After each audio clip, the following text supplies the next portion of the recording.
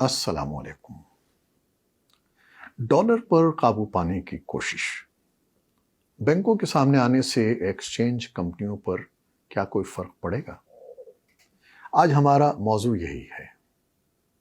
Voice of America سے میں ہوں خالد حمید اور سلسلہ ہے خبروں سے آگے۔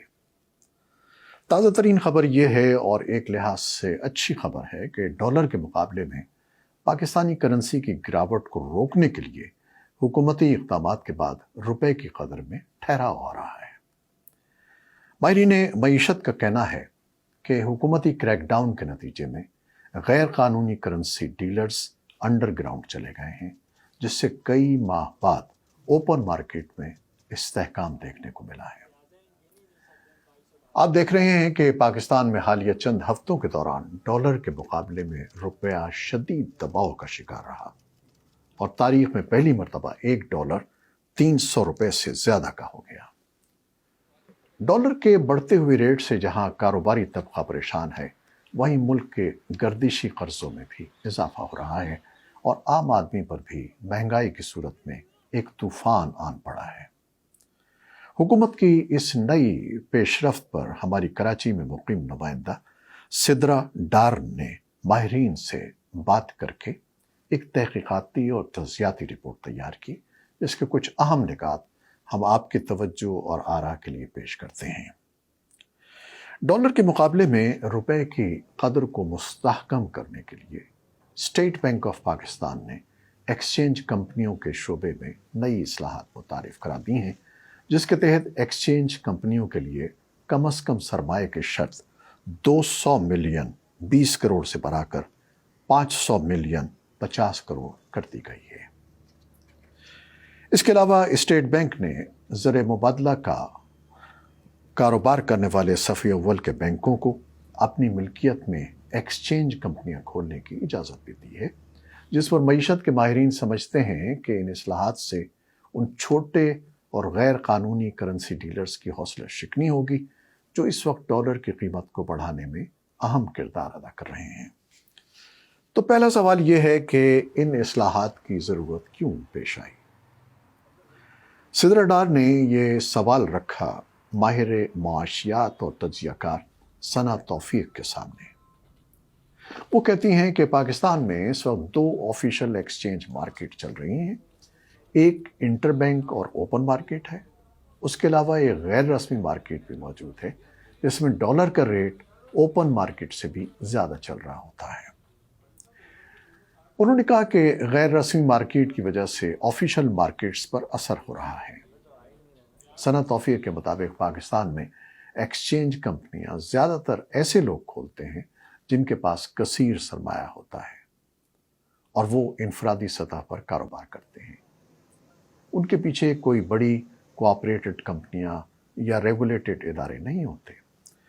ان کے بقول ایسی صورت میں اپنا کاروبار چلانے کے لیے بہت سی کمپنیاں حالیہ عرصے میں آفیشل اور انفارمل ریٹس بھی دے رہی ہیں، کیونکہ ان کے پاس ڈالرز تو موجود تھے، لیکن انٹر بینک میں ڈالر کی کمی تھی۔ ایسے میں زیادہ ریٹ ملنے کے سبب مارکیٹ انٹر سے اوپن کی جانب منتقل ہونے لگی تھی۔ انہوں نے کہا کہ غیر ملکی ترسیلات یعنی فورن ریمیٹنسز میں اچانک کمی نے معاملات کو مزید خراب کیا۔ البتہ اسٹیٹ بینک کی اصلاحات پر اگر درست طریقے سے عمل درآمد ہو جائے تو غیر رسمی مارکیٹ کو ریگولیٹ کرنے میں مدد ملے گی۔ بینکوں کو اپنی ملکیت میں ایکسچینج کمپنیاں کھولنے کی اجازت دینے سے متعلق سوال پر ماہر معاشیات عبداللہ عمر کہتے ہیں کہ پاکستان میں کئی بینکوں کی اپنی ایکسچینج کمپنیاں ہیں اور جن بینکوں کی کمپنیاں نہیں ہیں وہ نجی ایکسچینج کمپنیوں سے مل کر کام کرتے ہیں۔ حکومتی اقدام سے بینک اب اپنی ایکسچینج کمپنیاں کھولیں گے جنہیں شفافیت کے ساتھ مانیٹر کیا جا سکے گا۔ وائس آف امریکہ سے بات کرتے ہوئے عبداللہ عمر نے کہا کہ زر مبادلہ کا کاروبار کرنے والے 20 کروڑ کا سرمایہ لگاتے تھے، اب اس کی حد بڑھا کر 50 کروڑ کی گئی ہے۔ یہ شرط بتاتی ہے کہ حکومت غیر قانونی کمپنیوں کے گرد گھیرا تنگ کرنا چاہتی ہے۔ البتہ ان اقدامات سے ڈالر 250 روپے کی سطح پر نہیں آئے گا، لیکن مارکیٹ میں فرق ضرور پڑے گا۔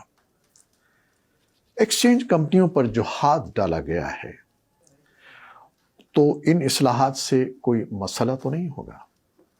اس کا جواب دیتے ہوئے پاکستان فوریکس ایکسچینج ایسوسی ایشن کے چیئرمین ملک بوستان کے مطابق پہلے نیشنل بینک اور حبیب بینک کی ایکسچینج کمپنیاں تھیں جو اتنی کامیاب نہیں ہو سکی۔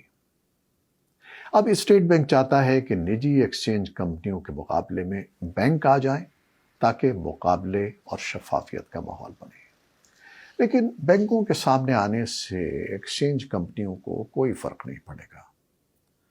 ان کے بقول ایکسچینج کمپنیاں بھی ملک کی معیشت کو بہتر بنانے میں مدد دے رہی ہیں، اگر بینک بھی اس میں ہمارے ساتھ ضم ہو جائے تو اچھا ہوگا۔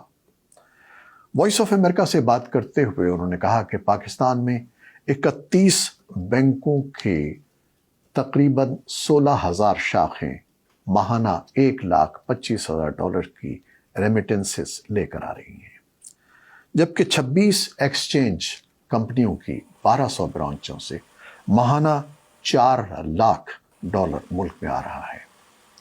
اس لحاظ سے ہماری سروس، ٹرانزیکشن اور ریونیو بینکوں سے کہیں زیادہ مستحکم ہے۔